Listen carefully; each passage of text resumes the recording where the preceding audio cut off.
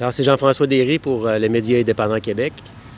Puis, qu'est-ce qui est arrivé? Tu étais avec nous à l'église en bas dans le Vieux-Québec avec l'action que Amalega a faite. Qu'est-ce qui s'est passé? Ben oui, effectivement, j'étais en train de couvrir la manif. Et puis, je faisais des prises de vue à plusieurs points de vue. Puis, j'étais allé... les manifestants se sont rapprochés de l'Hôtel-Dieu, d'hôpital, pour aller manifester là. Fait que là, moi, il y avait un cordon de police et puis 2 voitures de police qui coupaient le chemin. Fait que j'étais allé en arrière pour qu'on puisse avoir une belle prise de vue avec le groupe et les policiers là, qui les empêchent de passer. Puis, c'est à ce moment-là qu'il y a un policier qui m'a carrément sauté d'en face. Et puis, ben là, après ça, ça a été...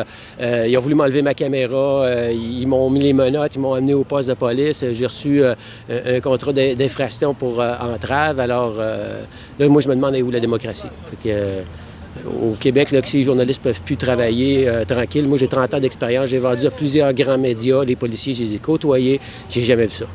Là, ce qui se passe actuellement, là, c'est... Donc, toi, juste pour être sûr on comprend, tu étais de l'autre côté. Dans le fond, l'action, c'était qu'Amalega, il approchait la police, la ligne de policiers. De plus en plus, il faisait un pas en avant. Puis toi, tu étais de l'autre côté des véhicules. Il y avait, en plus de la ligne, il y avait une ligne de véhicules, c'est ça? Oui, effectivement. Ce qui s'est passé, c'est que le groupe arrivait tranquillement dans l'ordre pacifique, en tout cas, jusqu'où moi j'ai été présent.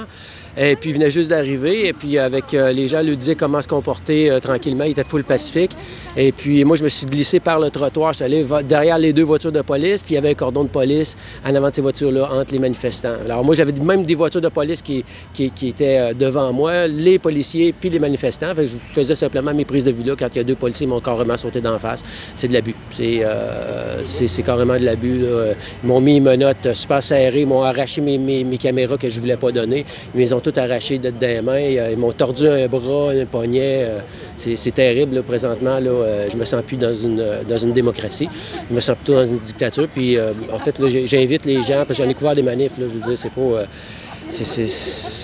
j'ai jamais vu ça. Fait que là, j'invite les gens à se lever contre ça, puis de toutes les manières possibles. Donc, les policiers ont présumé que tu étais en état d'entrave contre leur travail qu'ils faisaient. Donc, se sont permis de t'arrêter brutalement.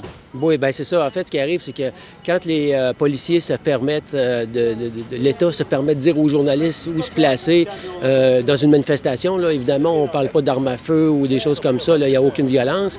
Quand les journalistes, en fait, les grands médias n'étaient pas là, hein, comme vous avez pu voir.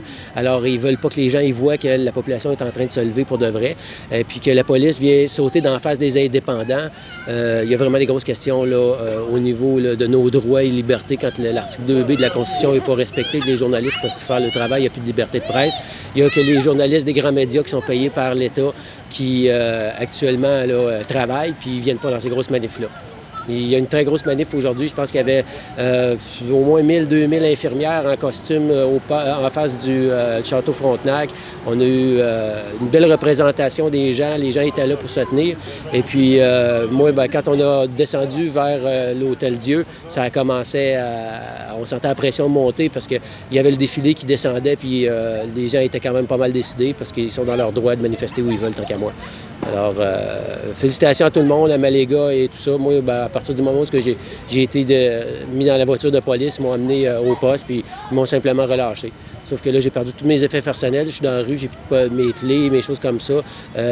Moi, quand ils m'ont redonné mon appareil photo, je suis remonté pour essayer de voir si je pouvais encore avoir des images. Et puis, je suis retourné au poste de police, puis là, c'était fini. Alors, je suis retourné au poste de police. Je demande pour avoir ce qui reste de mes affaires, parce qu'ils étaient rembarqués dans une autre auto de police. J'ai plus mes clés de voiture, j'ai plus rien. On me dit de revenir demain, on me donne une étiquette. Ça a été mis sous clé. Donc là, dans le fond, ils ont une partie de tes effets personnels que tu peux pas récupérer. Puis toi, tu habites loin d'ici? Bien, c'est pas évident, là, mais j'ai des ressources, là. Mais c'est quand même pas normal, là, je pense, là, qu'on arrête les journalistes. Là. C'est rendu au Canada là, qu'on arrête les journalistes. Puis là, je parle aux gens à la maison. Là. C'est rendu là, arrêtez. Coupe le câble. Arrêtez, là. J'ai jamais vu ça, moi. Là. J'ai couvert des pipelines, j'ai couvert des manifestations pour toutes sortes de choses. Je ne suis pas concerné, mais quand la liberté d'expression, quand la liberté de presse est comme ça nous est enlevée, bien là, c'est levez-vous par tous les moyens parce qu'ils vont venir vous chercher chez vous. Est-ce que vous allez poursuivre la SPVQ pour ça? Ah, écoutez, je vais voir avec Journalistes sans frontières et puis toutes les instances qui existent, là, qu'est-ce qu'il y a à faire. Moi, pour le moment, j'ai l'intention de m'expatrier dans un autre pays à cause que je ne peux pas prendre l'avion après le 30 novembre et n'étant plus vacciné. Fait que ce qui arrive, c'est quand je vais arriver là-bas, je vais demander le statut de réfugié dans un pays d'Amérique centrale. Ce qui peut paraître bizarre probablement aux fonctionnaires là-bas. Il va dire, t'es Canadien, il va dire, remets-moi dans l'avion, tu vas voir, tu vas comprendre. J'ai plus de pays. Mais merci beaucoup pour votre témoignage, puis je vous souhaite que ça se règle. Gloire à la résistance. T'es dans nos jambes, recule par là-bas.